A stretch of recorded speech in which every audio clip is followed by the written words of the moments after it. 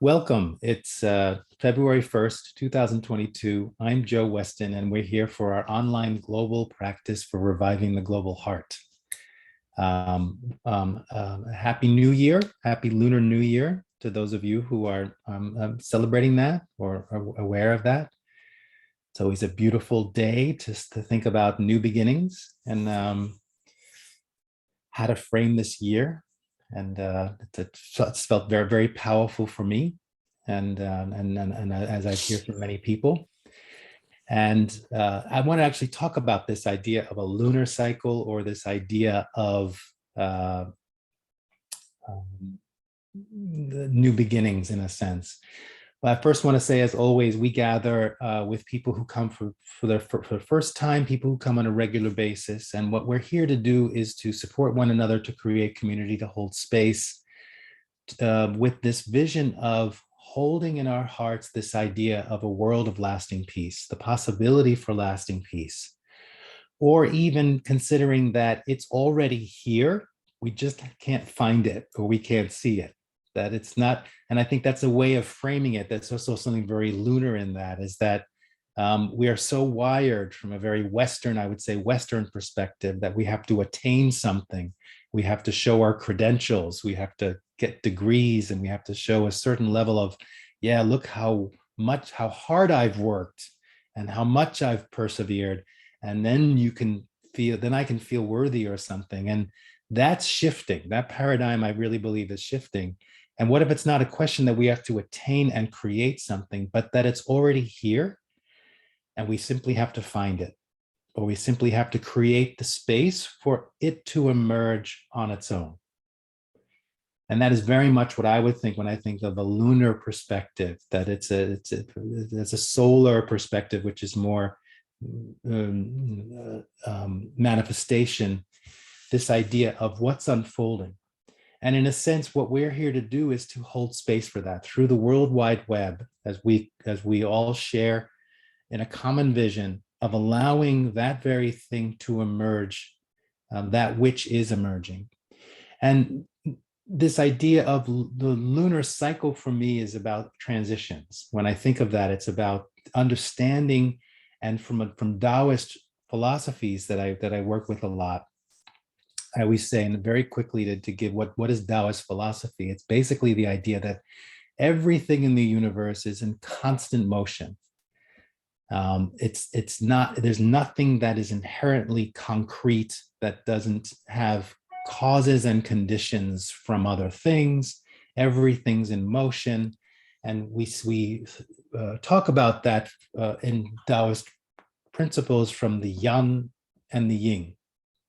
In essence, the yang, the forward moving, the yin, the backward receptive moving, and that everything is in that kind of flow and dynamism. I call that, in the Fear Civility book, I talk about cultivating symmetrical flow, that all things in the universe are in constant. When you, as I always show, like the image of the heart, the two halves of the heart are pretty rigorously, this is what a heart does. It's pretty intense, the way they clash against each other. And that from the outside, you'd say, wow, they're really wrestling, or they're struggling, or they're fighting with each other. But in a sense, they're in complete symmetrical flow, knowing exactly what they need to do to keep the system healthy, to keep that sense of flow. And that I always say that understanding Taoism is that we come into alignment with ourselves, we come into enlightenment or awakening when we can make peace with and feel at home with the fact that everything is in constant motion, that we can flow with that motion. And that suffering on some level is anywhere where we want to hold on to something and make it concrete. And that it's not good or bad. It's not that we're not good or evil. It's simply a way to look at it, that you can always trace any suffering or anything that you're struggling with to somewhere where you're trying to control or make stagnant that which is always in flow.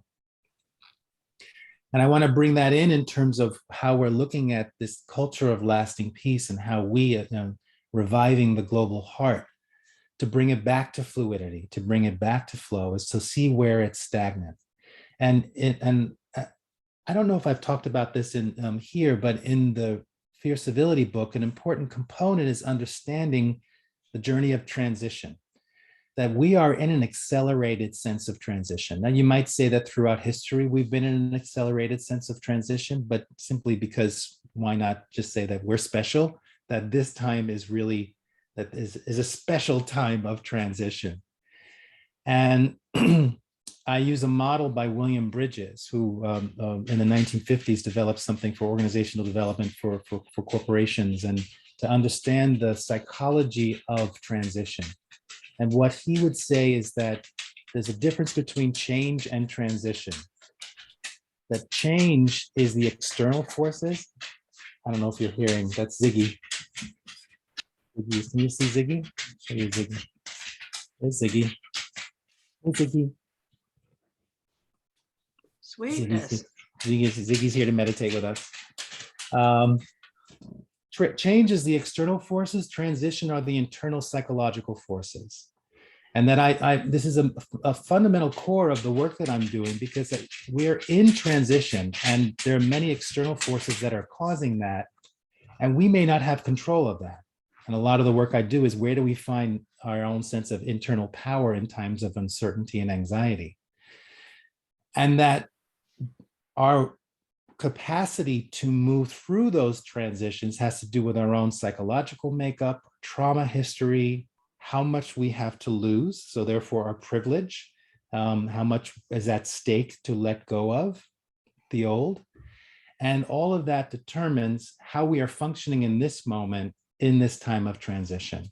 What it is doing is it's causing all of us around the planet a sort of elevated sense of anxiety. And how are we navigating that anxiety?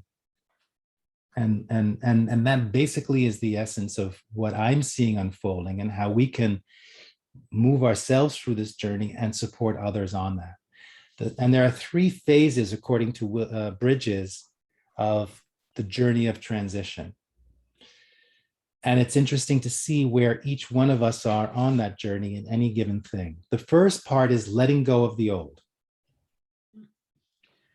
And now track this with yourself, track this with what's happening politically and economically, and in terms of issues, the most extreme polarizations we're seeing in the United States, in Europe, and around the world. So letting go of the old is the first phase. And you can tell that there are people who are still holding on, when people who want America to be great again, for instance, that there's a sense of wanting to go back to the way it was, not wanting to let go of the old. That's the first phase. The second phase is being in that liminal space, that unknown, where, like a trapeze, if you think of a trapeze, the first part is letting go of the first swing, then you're hovering in midair before you grab onto the next swing. And many of us are in that phase where we're letting go of the old. We don't know what the new is. And that's what's causing anxiety. And trying to navigate our way in that, and find some sense of concreteness, I guess, something to houvast, you'd say in Dutch, something to hold on to. And then the last phase is embracing the new. And that is a very simple way of seeing how we, if you think about you growing up and the things that you learned and unlearned, and when you're in relationship, this idea of being willing to let go of the old, embrace that space of letting go of what was familiar before you embrace the new. And I see that playing out on this planet now, that there are many people who are stuck in each of those phases. And and what that's causing is a fight, flight, freeze response. The fight response is like, I'm in this anxiety, I don't know where things are going, so I'm going to fight to make sure that either I hold on to the old, or I get as quickly to the new, even before the new is ready to emerge. Or I'm in a flight response, where I just basically retreat into the past, or get caught up in the patterns of career, or get caught up in the patterns of getting lost online, basically fleeing or flighting into an online world, which is not necessary, sometimes in alignment with reality. That's a way of flighting. It soothes the nervous system, right?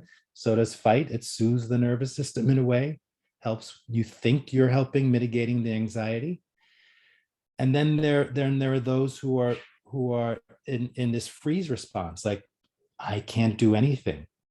I see that there are injustices happening. I see that there are people suffering, but I'm just going to stick my head in the sand and just hope that things will be better. And that's a false sense of, or I wouldn't say a false sense of hope, but it's a hope that's not an active hope. And we're all playing in that. And I think it's a great way to look at that is, the sooner we can move ourselves and others through that process, the quicker we're going to embrace the new. And therefore, then the new that is slowly emerging is going to have more space to do that. And what's unfortunate is that I think a lot of people are willing to let go of the old, and they're hovering in this liminal space that just seems to go on and on and on and on. And therefore, there are people who are then saying, I'm just going to go back to the old, or are just not coping well. And that's what we're seeing playing out, that the level of aggression and the level of depression and isolation is people who are just lost in this liminal unknown nowhere land, in a sense. And I wonder if it's because a lot of people don't know what the new is. And that we have maybe a romantic idea of what the new is. And that there are people who might say, well, I've already stepped into the new. But then I would question and say, maybe from an ideal perspective, but unfortunately what I see is people who have a sense of what the new is. And I would say, for me, the new is a world. That's what reviving the global heart is, where we each, and we've talked about this before, we each treat each other with the highest level of respect, dignity, where we all feel valued, belonging, where we all feel like we belong, where we can still hold on to our individual freedom and cultivate a strong, resilient sense of collaboration. Those 5 core values will bring us into a space where what is emerging will emerge. And I believe for myself that what is emerging is a world that is more equitable, a world where human beings, as I said last week, are stewards for other creatures on this planet and the planet itself, where we commit, where part of growing up, raising our children and growing up, is to train them to be nonviolent, to be respectful, to collaborate, to care for not only themselves, but others. It's not rocket science. We know these things.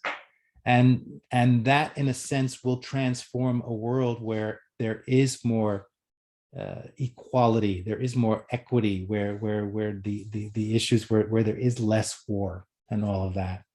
And a lot of us know that that's where we have to go. And in theory, in our heads, we're holding on to it, but maybe not in our actions. So in a sense, our heads may be there, but our actions and our hearts and how we engage with one another needs to catch up. And I just want to open it up to you just for a moment. Just, maybe that's what is needed with this community and with more communities, is that we have more discussions of what is the new. And not from a perspective of, because oftentimes I'll hear, well, the new is that it shouldn't be this anymore. Or the new is as long as that stops happening, then that's cool. And which is still an attachment to the old, in a sense. And so that's why I say many of us think we're in the phase of embracing the new, but can't see how we're still really stuck in the old. Just in a more woke or awake kind of way. So I'm just going to open it up. If you just unmute, or if you just type it in, what would just name a couple of things, like what the new would look like. What would be in the new? What is the new? Paulina says self-sovereignty. Beautiful. Beautiful. Can you say in a couple more words, Paulina? Sorry to put you on the spot, what that means? Thank you. Self-sovereignty for me means really freedom to be your authentic self and to create what you have to create, I would say. And when you talk about the 5 pillars, the respect, dignity, I would say then there is space for self-sovereignty because it's not threatening for others. You know, it's equal, and everybody then encourages the other to be completely, well, self-sovereignty is also another word for self-responsibility, but self-sovereignty feels grander than responsibility, more multidimensional than just 3-dimensional. Thank you to everyone. This is Paulina. She's one of my dear friends from Holland who's now living the dream on a farm in Spain. Yes. Thank you for that, Paulina. Todd says the new is new and will be new. That's new. Do you want to say more about that?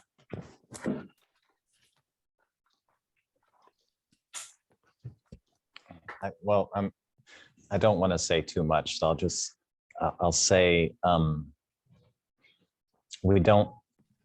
the new will be uncertain too. We can't say what the new will be. It will emerge, and it is uncomfortable for everyone. Even if more life benefits from it, it'll be uncomfortable because as humans, we love what is familiar. So Todd that's a lot of his specialty is around systems and systems emerging. And he's also touching on the reason for this practice, right? We cultivate resilience and fierce compassion to be able to train our nervous systems to hold higher levels of uncertainty and the unknown and resistance. Because that's true. As soon as the new emerges, it's no longer new. And so and that is a radical presence, right? That's what this practice is to be in a level of presence that is in relationship with each moment, first from an authentic way with yourself, but truly authentically seeing what's unfolding as it is and not how you are projecting your mental construct onto it. That's work. It's work to get there. And it's possible. And I would say that is necessary, that children can be easily trained to be that radically present, to be that radically in the moment. And we all do it, if we play sports or if we dance or if we do art or if we're, that we can get into that place. Barbara says the new will be different from the old, so it is the new different. Also, the old was not static. That is an illusion. Change is a constant. Beautiful. Shelley says, appreciation of differences and recognition of the balance, fullness, and broadly deep wisdom that diversity offers. Thank you. Eliza, I think the new is about listening better, tapping in better to our intuition. Beautiful.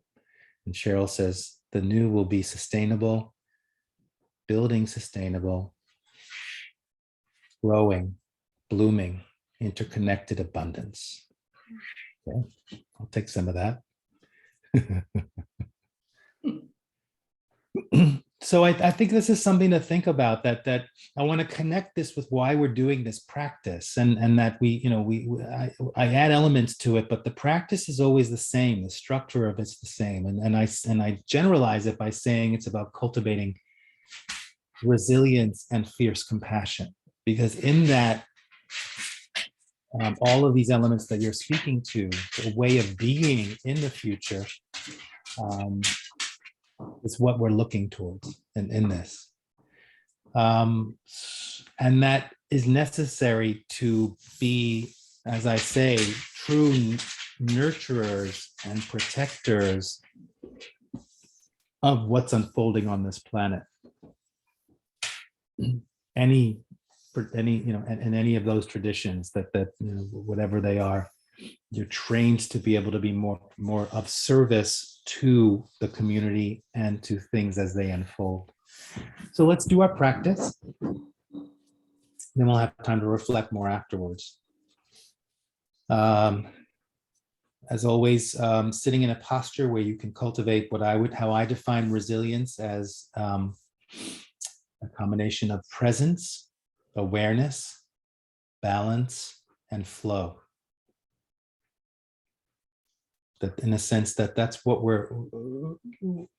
within that's the foundation of how we can be in the world and move through the anxiety-provoking transitions we're in right relationship with self, surroundings, and others. So sitting in a way where your spine is straight without being rigid, allowing the most flow through your spine, elongating the back of your neck so you're tucking your chin in a little bit. Relax your jaw, relax your shoulders, relax your belly. Power sit. Bringing your awareness to your lower belly, to your center, which is approximately the width of 3 fingers below your navel, a third of the way into the body, from the front of the body. Bring your full attention to that spot. How we cultivate deeper listening and awareness.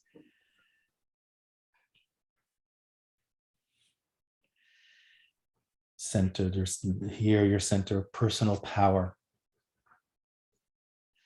gut wisdom, impulse.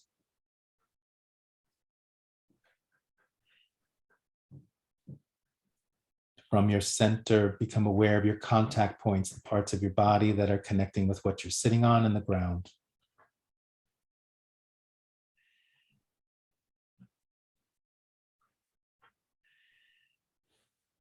Feeling through the nerve endings of those parts of your body, the nerve endings picking up the information that what you're sitting on is stable. Allowing your nervous system to trust the stability of what's holding you up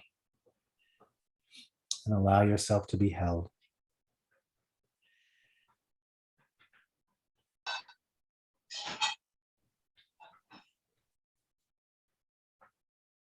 Feeling the earth, asking permission for the earth to rise up and hold you.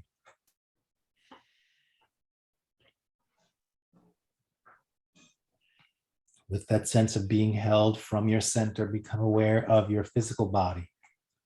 Simply listen. Let the wisdom of the body speak to you. Learn its vocabulary.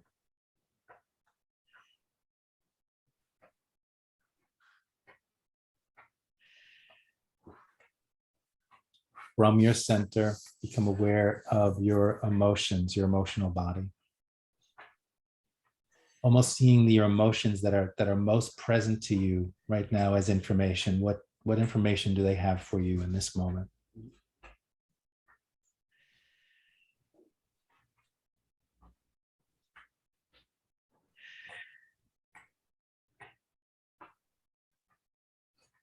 From your center, become aware of your mental body, your thoughts. Not attaching to what the thoughts are, but just observing in this moment the quality of your thoughts and seeing if there's information there.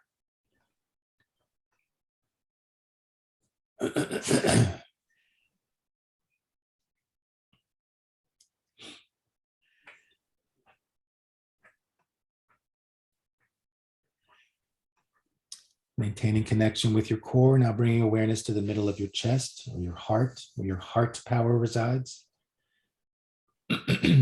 Courage, connection, respect, compassion.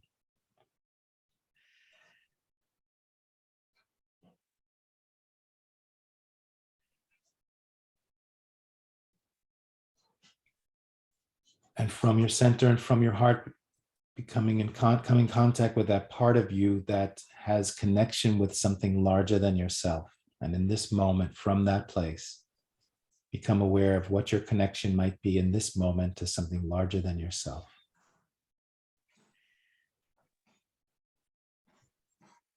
feeling that connection, letting that flow through in you and through you. In your core and in your heart.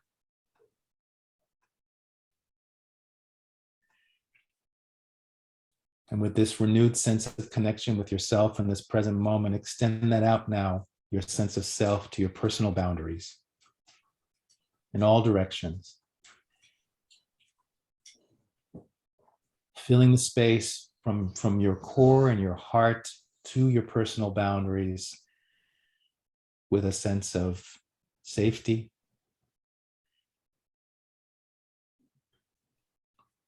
a sense of self, and a sense of I have a right to this space.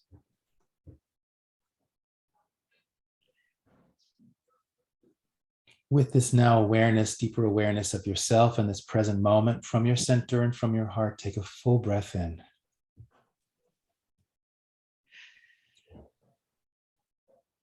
Building on your connection with the present moment, maintaining connection with yourself now from your center and from your heart. Become aware of your surroundings, keeping your eyes closed. So extending outside of your personal boundaries, filling the space you're in with awareness, placing yourself in a context.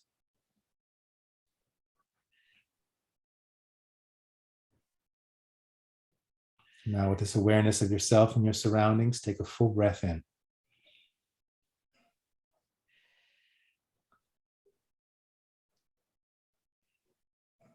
With this awareness of self and surroundings, from your center and from your heart, extending that out now more to connect with those in this meditation circle.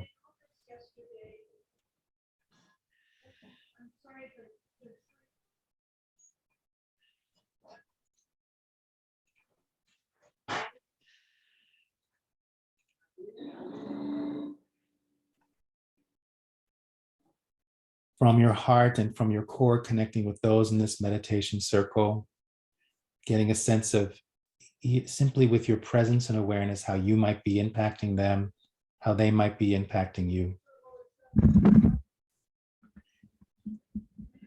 And just considering in your heart, as you engage with those in this meditation circle, a sense of that place of transition.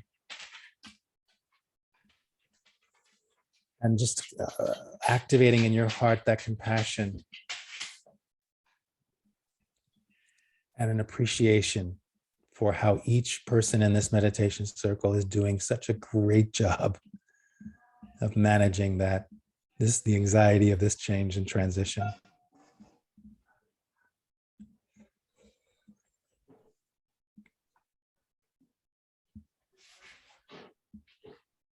And with that joint appreciation for one another from your center and from your heart, take a full breath in.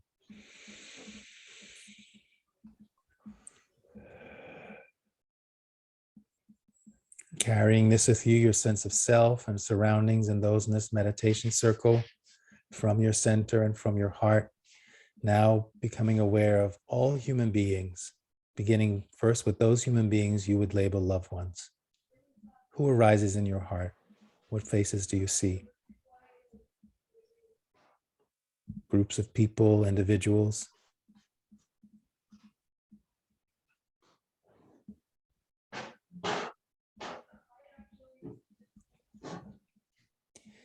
And as you're engaging with them, simply bringing that just from your heart, just tracking where these people might be still in holding on to the old, in the very uncomfortable, unknown, liminal space, or have they embraced the new?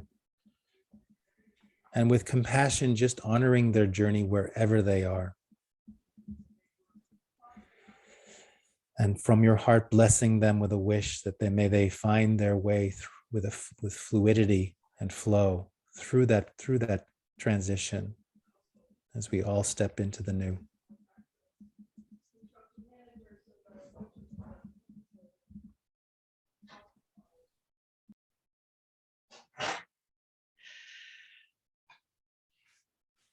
Allowing energy to flow and emotions to flow. And from your center and from your heart, becoming aware of those human beings you would label stranger, who arises in your heart. What faces do you see? Groups of people, someone at the supermarket, someone you saw online, someone you just can imagine in another part of the planet. How many strangers can you have arise in your heart at this moment? And as you stand face to face with them, just considering where are they on this process of holding on to the old, and swimming or flying in the unknown of the liminal, or embracing the new.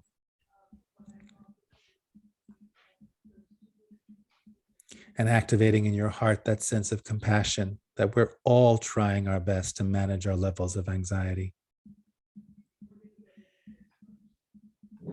And an appreciation for them.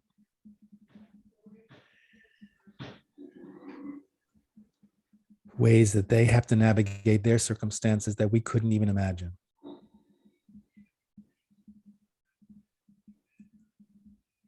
And from your center and from your heart, becoming aware of those human beings you would label adversary, who arises in your heart. What faces do you see? Groups of people. How does that maybe shift your level of open-heartedness, your sense of safety? And as you engage with them from your center and with your heart, from your heart communicating to them that same sense, checking in where they are in their process. Perhaps holding on to the old with rigidity, mustering up some sense of compassion.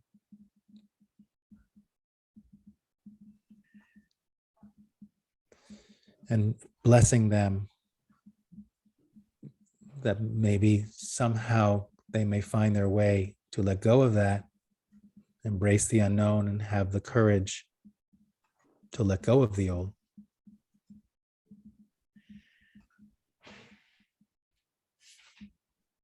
As we all float up or downstream, let's just on an easy stream towards the new.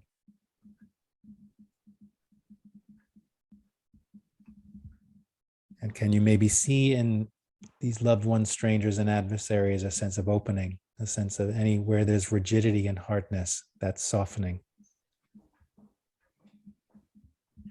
Allowing energy to flow and emotions to flow.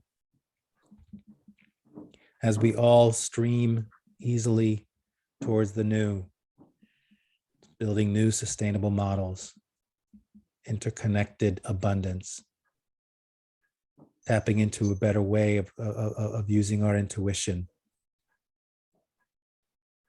appreciation of differences, recognition of balance and fullness, and the broadly deep wisdom that diversity offers.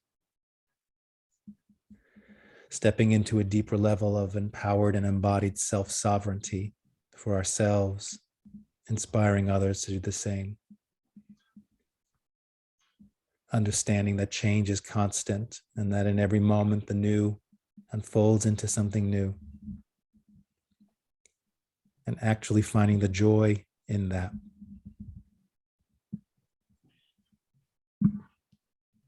Holding that in your heart, the possibility of the new. And as you hold it in your heart, now allowing all human beings to flow into your heart as you bring your awareness back to those in this meditation circle. As we as a community share that core vision that we've just spoken out, we've just now injected that into the World Wide Web.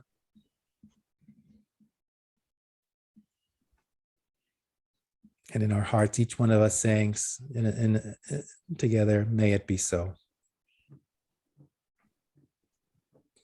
Allowing those in this meditation circle to flow into your heart as you bring your awareness back to your surroundings.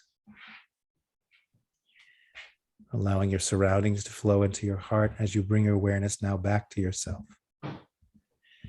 And with that same compassion, that same appreciation for how you have been navigating the uncertainties of our time, and the compassion that it may not have been as graceful in every moment, knowing that we're all doing our best.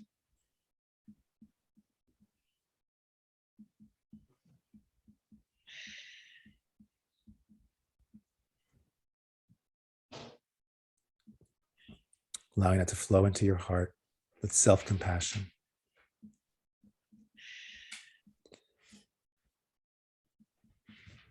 And noticing the benefits of this practice, allowing that to flow into all of your cells. Enlivening your cells, bringing hope to your cells, flowing into your organs, nurturing your organs, allowing it to flow into your core like a battery, charging your battery to cultivate that level of resilience. And lastly, letting it flow into your nervous system as a way to remember this, muscle memory, new neural pathways to walk this into the world. And as a way to close this practice, let's take one final breath.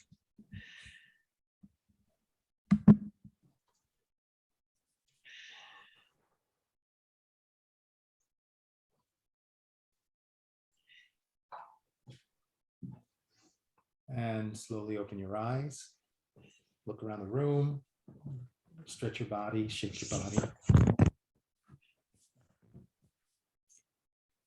So we started with our motivation. We shared a little bit of our vision and our insights and our wisdom. We had a chance to practice. Now we have a moment to reflect.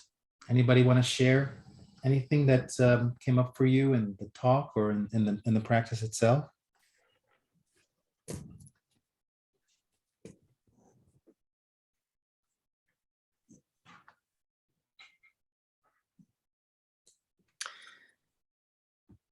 So beautifully done, Joe. Thank you. That was awesome weaving. I found myself when we were in the adversary realm. Well, actually, that's not true. When we were in the stranger realm, and you, I think, said something like, imagine what this person or this group of people has to navigate in this time. And I could feel my jaw tighten. And when we went into the adversary realm, I noticed that my jaw was clenched, and I opened, literally just like relaxed my entire musculature in my jaw, and the cavity of my head opened with such like spacious it was like the whole adversarial, everything all of a sudden opened, so everything was accepted, and it was so cool. I was like, it was so unconscious, and yet it was magical to be in that, like, holding. And I imagine being like, when I am able to let go and open my being, it's an invitation energetically. It's something below the, that then the acceptance and the opening from other comes, and ultimately the whole. So it was just a winning experience. So thanks. Beautiful. Thank you, Shelley. And that really is a beautiful way of when I say to train ourselves to listen to the wisdom of the body. That you found that opening, you found a global opening through your jaw, basically, is what you're saying, and how beautiful. And yeah. Thank you. If I could make a comment based on what Shelley just said. Sure. I imagine that, or that's maybe part of my want, my desire, is that sensibility is part of the new, that becomes so available and trustworthy, this sensibility. Thank you for your quality of attention with yourself, Shelley.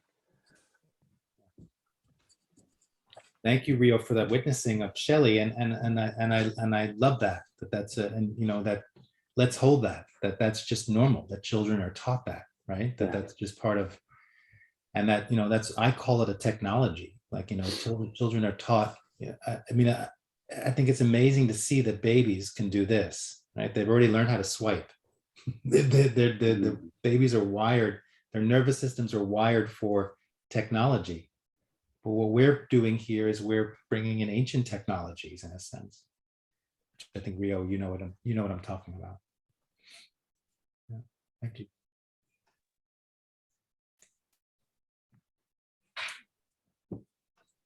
I appreciate your bringing up the book, Joe, by Bill Bridges. Someone gave that to me in 1990, and it was all very new to me at the time. And then I see there's a 25th edition of it too. And so it's interesting because today I was at physical therapy and I was telling my therapist about how I'm in a transition. And today I'm more able to accept it. But a year ago, I had shoulder bursitis and I had a year of PT. And that put me, I had to say goodbye to some things, which was kind of a fast-paced work schedule. Now I'm down to 50% of that. And that's because pain was involved. But anyway, then I found myself in the neutral zone where I was redoing the ergonomics of my desk. I now have a standing desk or a sitting desk, plus a new chair. And it took time. And the other thing about the neutral zone was I began to knock on a lot of doors and try to figure out what else can I do to support myself and to be in less pain, basically. And that's when I got back into laughter yoga. And I mentioned this once before, but it really is great. And it makes me feel good. And that's from 9 to 9:30 every night from India. And I love being with people from around the world. And so here it is a year later, and I have a softer life than I did before. And I'm listening to my life. And I also mentioned this before, but Parker Palmer wrote this book, Let Your Life Speak. So I read that in the fall. But I really think the book is about let your life listen, or listen to your life. And so all of that together has brought me to a new place. And what I've done basically is relaxed into the universe rather than fighting it. And I didn't really know intellectually how to fix all these things, but I'm in a better place today. And yet I would still say I'm in transition. And, it's an ongoing process. I'm a work in progress. So it's lovely to be here with all of you today. And this is such a great way of talking about Lunar New Year and also the piece about the transition. So thank you, Joe. Thank you, Eliza. Thank you, Eliza. We can all have a softer life within transition. I think we'll be okay. Okay, well, thank you all. As we celebrate, I know some of you have to leave at the top of the hour. It's always great to have you. Keep coming back and tell people about this. If you think there are people who resonate with this, particularly people from other countries, we'd lovely to have more people join us. But we're here every Tuesday, and I wish you well. And just very quickly, a dedication. May the benefits that we've generated in this practice reverberate for us through the coming year, through this whole lunar year, with each lunar cycle, and that we be able to ride the waves of change and transition with more grace, as we find ways to pluck the gems that are presented to us with ease and with skill. And as always, may all beings on this planet have enough fresh water to drink and food to eat. And may all governments and world leaders govern from a place of compassion and wisdom, as opposed to fear and greed. All right, thank you all. And have a great week, and see you next week. Thank you.